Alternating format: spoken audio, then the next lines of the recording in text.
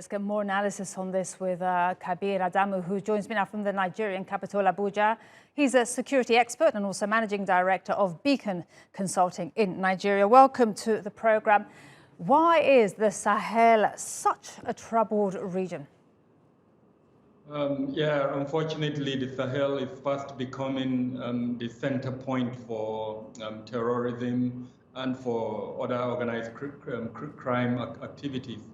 The reasons are not far-fetched. Number one is the weak government and institutions, the large border areas that are largely ungoverned, grievances that are being exploited by groups, both terrorist groups and organized criminal groups, as well as the influence of countries like France and several other countries that, unfortunately, despite their presence there, don't seem to be working to meet the interest of the localities. Now, in your report, you mentioned the grievances against France, and that grievance, running through virtually all the countries. Just yesterday in Chad, there was a protest against France. Of course, in Mali, we're seeing the same thing. In Niger, the same thing.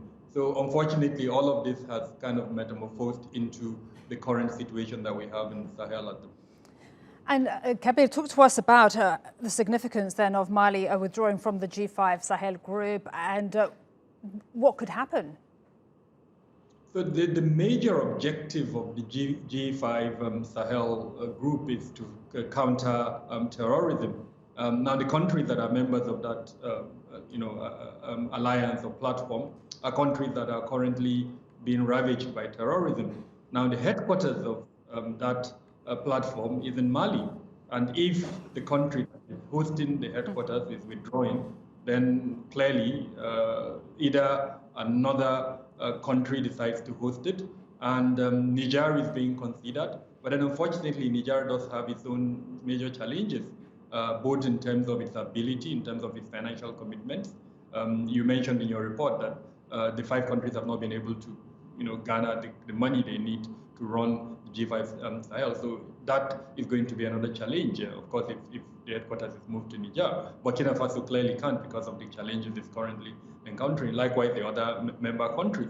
So that's one. Two, the presence of the terror groups in Mali is quite significant. So if by that decision Mali is saying it's not going to cooperate with other countries, then even the initial reason for setting up the G5 Sahel group would be defeated.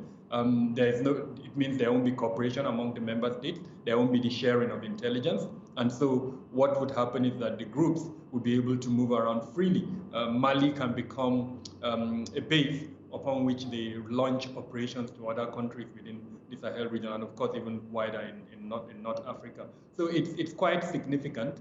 And it's significant, and sorry to interrupt, this is a region there in Africa, but what could this mean for the rest of the world when it comes to harboring terrorists and the development of even more terrorist organizations?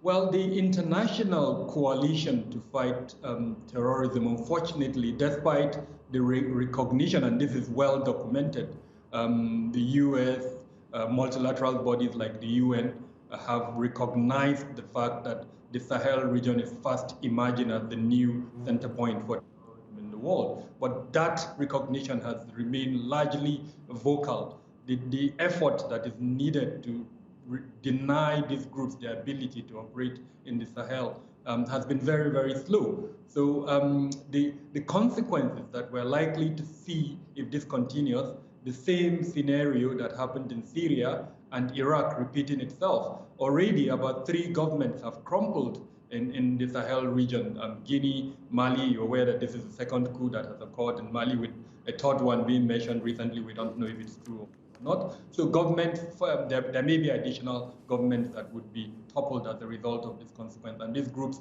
the more the governments are unable to exercise control, the more these groups take firmer control within those countries. And of course, by that, it means they can launch operations outside the region, unfortunately. Very concerning indeed for the region and obviously internationally. Kabir Adamu, thank you so much for speaking to us today on TRT World. Appreciate your insight.